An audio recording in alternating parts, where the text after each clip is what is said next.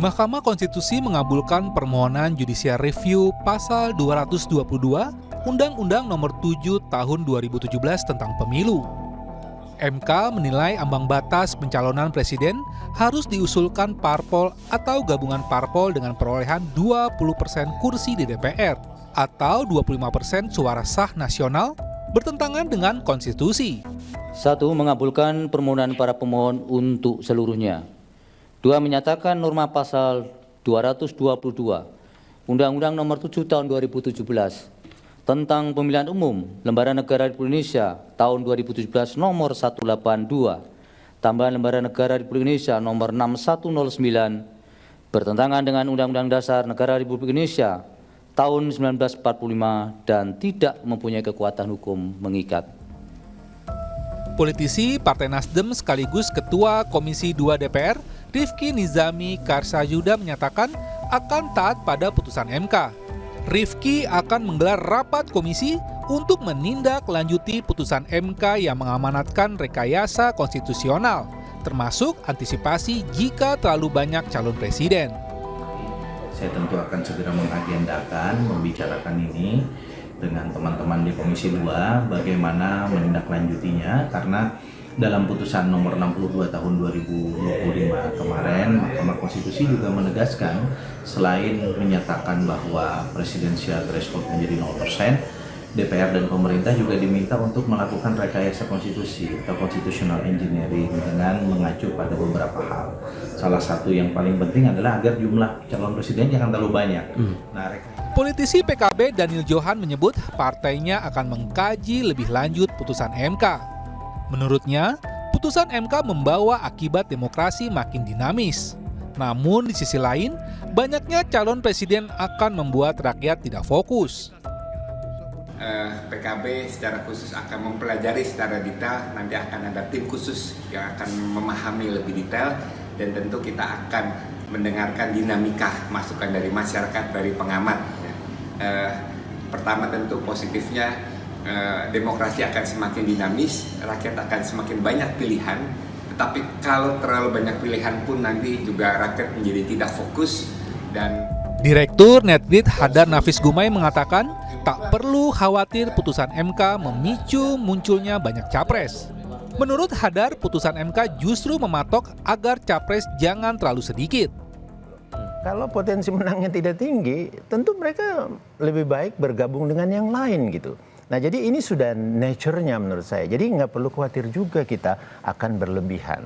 Walaupun lagi-lagi MK memberikan patokan kan, jangan ada dominasi. Justru patokannya terbalik, jangan terlalu sedikit gitu.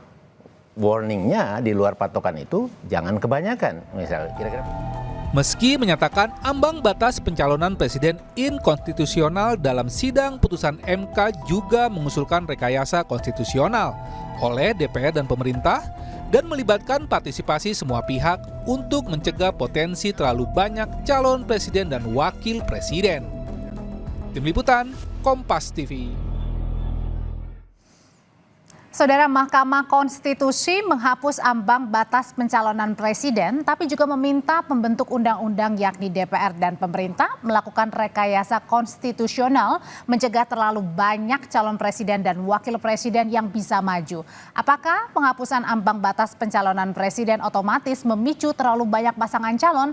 Di sisi lain, apakah penghapusan ambang batas memberi jalan mengurangi dominasi partai politik tertentu dalam pencalonan presiden? Kita bahas sore hari ini bersama Menteri Hukum dan HAM Republik Indonesia periode 2004-2007 sekaligus juga Guru Besar Hukum Unhas Hamid Awaludin, dan bergabung juga Direktur Eksekutif Indo Strategik Ahmad Khoirul Umam, serta akan bergabung nanti bersama kami dengan Wakil Ketua Umum Partai Golkar Ahmad Doli Kurnia. Saya mau menyapa terlebih dahulu Pak Hamid, selamat sore. Mas Umam, selamat sore. Selamat sore Mbak Audrey, sore Prof Hamid. Selamat sore. Ya, Pak Hamid, jadi saya mau minta pandangannya Prof dulu. Jadi dengan adanya putusan Mahkamah Konstitusi terbaru dengan penghapusan ambang batas pencalonan presiden, ini banyak yang mengaitkan langsung nih dengan Pilpres 2029.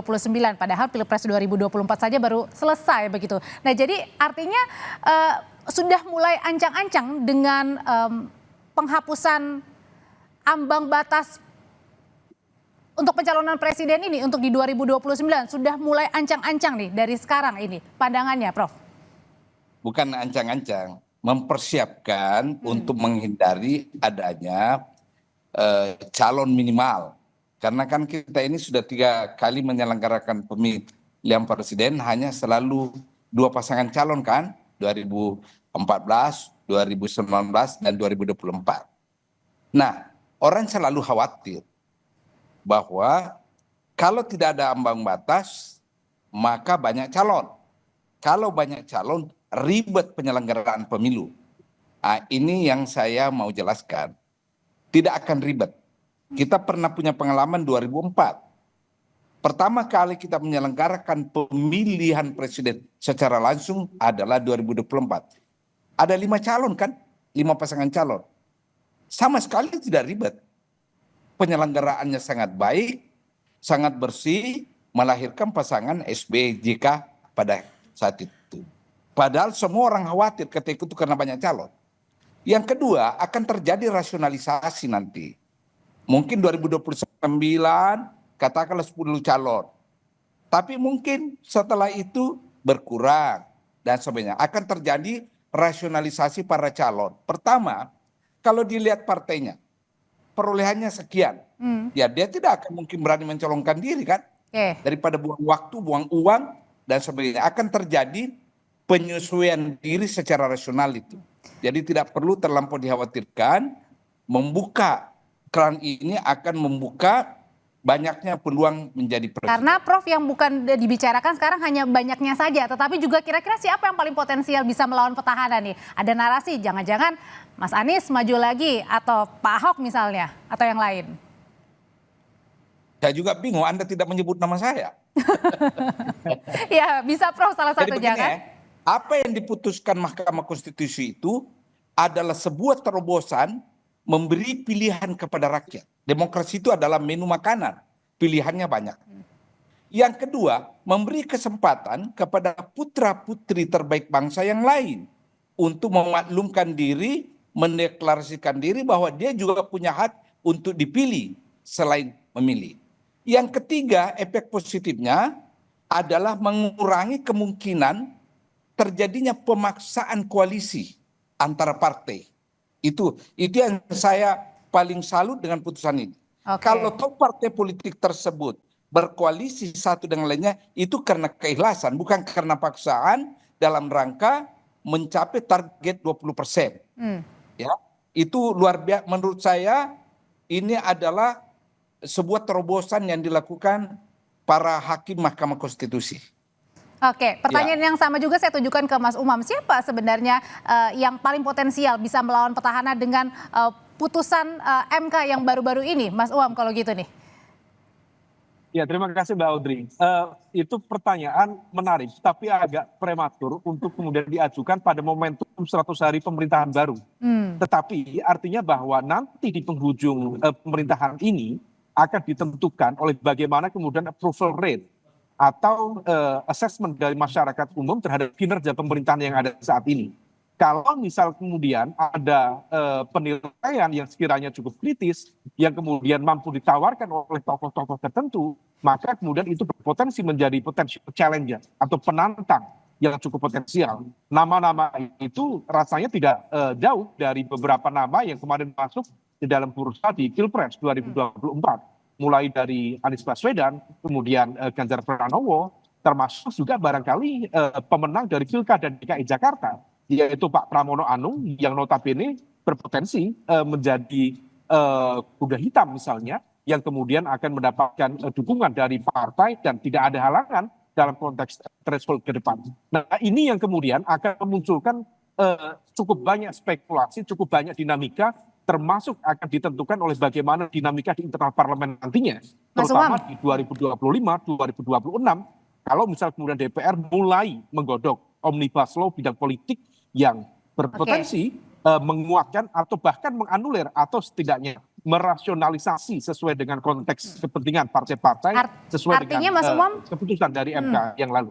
Oke, artinya dengan mulai dengan sekarang nih, siapapun, bukan hanya Pak Presiden, Menteri juga atau siapapun lah, semua orang jadi sekarang ekstra kerja keras banget untuk kemudian bisa dilirik nanti di 2029. Meskipun ini kita baru awal tahun banget di 2025.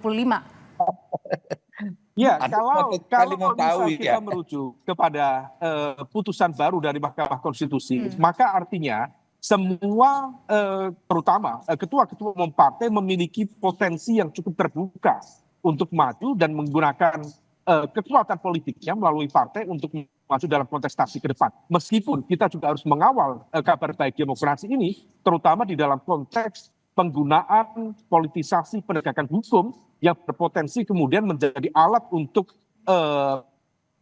Oke.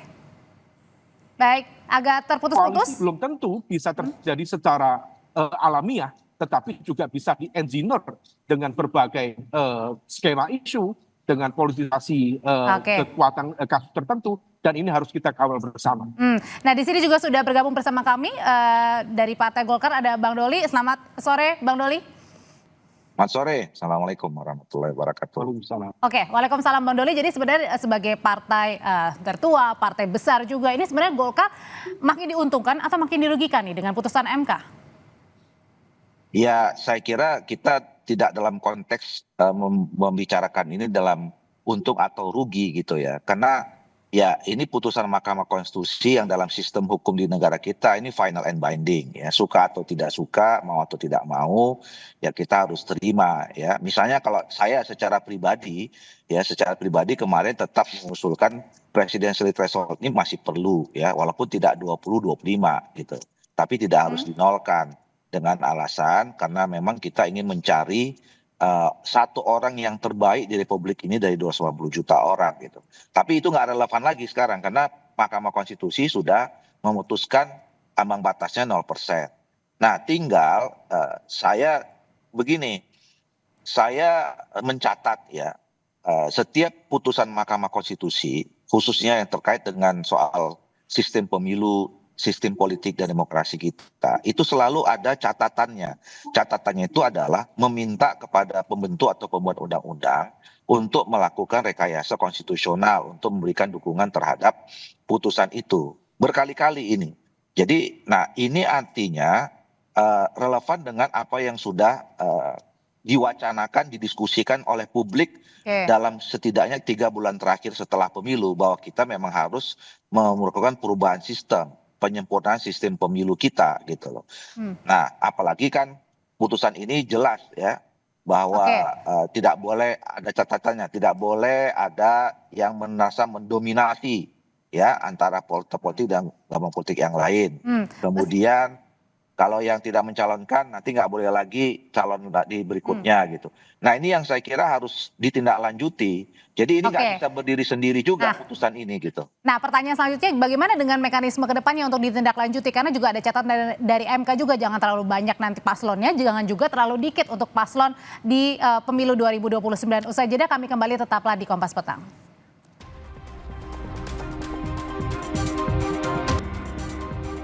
Jadi di awal tahun ini juga menjadi kado bagus ya Prof ya, mulai start dari 2025, jangan hanya last minute saja di 2029 misalnya nanti ramai-ramai siapa yang calonnya, siapa calon presidennya, siapa calon wakil presidennya, di situ baru muncul. Justru sekarang lah ini muncul potensi-potensi baru.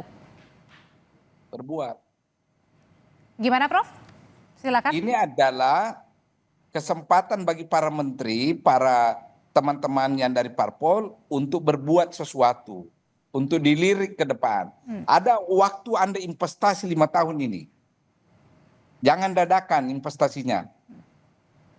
Oke, tapi gimana juga ini menjamin Mas Umam dengan putusan MK ini, meskipun nanti kan harus dibahas lagi ya di Komisi 2, menjamin juga pada saat tadi Pak Prof bilang siapapun bisa kemudian kerja keras termasuk para menteri. Nah, ini juga tetap menjamin bahwa kinerja di era pemerintahan Pak Prabowo juga tetap baik begitu, tapi satu sisi juga jangan hanya nanti siapa menterinya yang paling bagus dan kemudian ini hanya untuk panggung di 2029. Iya Mbak Audrey, ini menjadi sebuah panggung terbuka untuk semua kekuatan politik tertentu, untuk semua tokoh, untuk kemudian mampu menjadi alternatif tokoh yang sekiranya berpotensi kemudian mengakumulasi kekuatan elektoral untuk maju di Pilpres 2029. Meskipun di saat yang sama, putusan MK ini adalah menjadi bagian dari ujian loyalitas koalisi pemerintahan saat ini. Karena kalau misal kemudian ini diberikan ruang terbuka, kemudian kekuatan-kekuatan partai, baik partai parlemen, baik, termasuk juga partai non-parlemen, kemudian diberikan ruang yang setara untuk mengajukan nama yang juga potensial di kepemimpinan yang akan datang, maka ini berpotensi kemudian juga mengganggu konsentrasi mereka. Nanti akan ada fenomena yang merasa ganteng, yang merasa paling cantik, dan itu kemudian berpotensi menciptakan ruang kompetisi, baik yang sifatnya sehat maupun yang tidak sehat. Nah, ini yang kemudian tentu perlu di-manage dalam konteks leadership di dalam kekuatan pemerintahan sendiri, dan saya yakin juga Pak Prabowo sebagai presiden terpilih yang baru dilantik beberapa bulan yang lalu, tentu juga ingin mencoba untuk memanage dinamika di internal pemerintahannya. Tidak ada yang kemudian apa istilahnya terlalu kemajon, lebih dominan gitu ya. Saat yang sama juga tentu kerja-kerja itu harus terukur dan tentu didasarkan pada target-target pemerintahan yang ada. Meski tentu masing-masing memiliki agenda kepentingan yang sama menuju Pilpres 2029 yang akan datang. Jadi putusan MK-nya sudah ada, Bang Doli. Ini berarti harus melalui revisi Undang-Undang Pemilu dong? Iya, jadi justru menurut saya itu yang penting. Daripada kita membicarakan orang harus siap-siap di 2009, kira-kira begitu ya.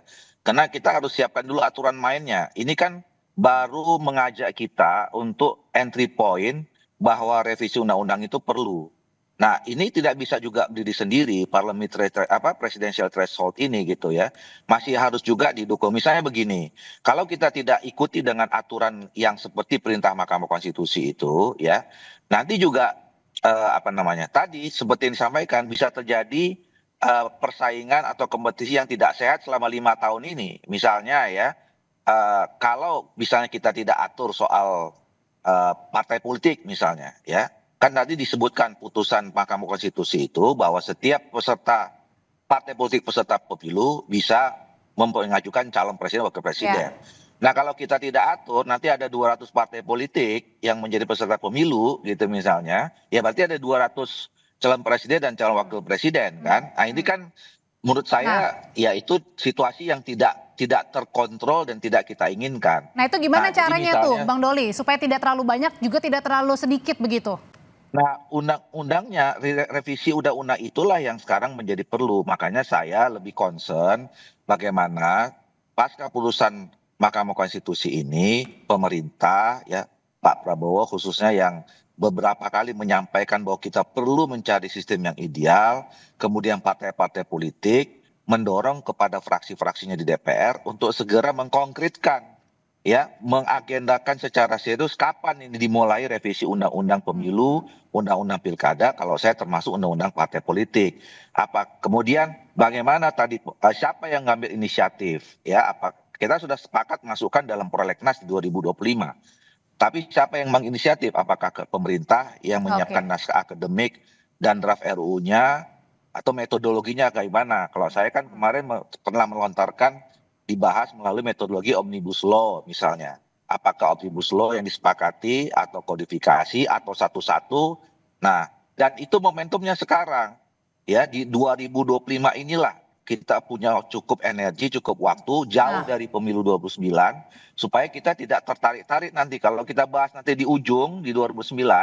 Nah, ini bisa bias gitu loh. Nah, makanya sekali lagi saya katakan putusan ini harusnya mendorong menambah alasan kita semua elemen bangsa termasuk DPR dan pemerintah sebagai pembuat undang-undang konkret langsung membuat jadwalnya. Nah, berarti kalau begini Prof. Hamid, dengan kalau misalnya putusan MK-nya sudah keluar tapi belum direvisi undang-undangnya, berarti putusannya itu belum berlaku begitu nanti? Ya, putusannya sudah berlaku sejak ditetapkan, implementasinya membutuhkan dasar pengaturan yang bernama undang-undang, ya kan? Kan tidak ada pemilu sekarang kan? Pemilu nanti 5 tahun kemudian. Untuk melaksanakan pemilu sesuai dengan putusan MK tadi, itulah undang-undang pemilu yang menjadi jurisdiksi pemerintah dan wakil rakyat kita di DPR. Itu konteksnya begitu. Tapi kalau tidak dibahas-bahas alias misalnya diulur-ulur kali misalnya. Pasti dibahas karena teman-teman DPR punya kepentingan untuk mencalonkan orangnya. Jadi mereka lah teman-teman DPR pasti lebih entusiastik membahasnya ini undang-undang. Karena ada kepentingan politik yang ingin dicapai pada pemilu 2029. Saya tidak khawatir itu tentang lambatnya ini. Pasti semua mau menyesuaikan diri dengan putusan MK tersebut. Oke, Mas Umam, sebenarnya kalau menurut pandangannya Mas Umam, gimana sih mekanisme yang paling ideal mungkin menurut versinya Mas Umam untuk mencegah tadi ya tidak terlalu banyak calon-calonnya, tapi juga tidak terlalu sedikit untuk tidak membatasi juga untuk pilihan publik nanti? Ya tentu semuanya nanti akan disesuaikan dengan cara pandang dan juga aspirasi politik dan juga kepentingan dari sejumlah partai-partai di parlemen dan juga pemerintah. Tetapi spirit dari pembatasan itu tentu cukup baik sebenarnya. Supaya kemudian tidak memunculkan kegaduhan, kemudian hal-hal yang tidak produktif. Maka kalau misal kemudian rasionalisasi terhadap presidential threshold sebenarnya juga cukup make sense. Let's say sekitar 15% atau 10% misalnya, saya pikir itu juga menjadi penting untuk dipertimbangkan ke depan.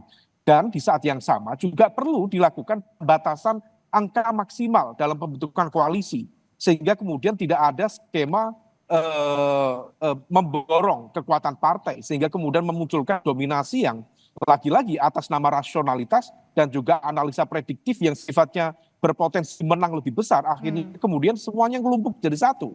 Nah oleh karena itu semua itu harus diatur dengan baik. Dan saya berharap situasinya ini sangat berbeda dibanding di 2014, termasuk di 2019 dan juga 2024 kemarin. Di mana tidak ada satu kekuatan partai yang sangat dominan. Baik. Artinya kalau misalnya kemudian kita merujuk di 2022 yang lalu, seharusnya dibahas itu dengan cermat.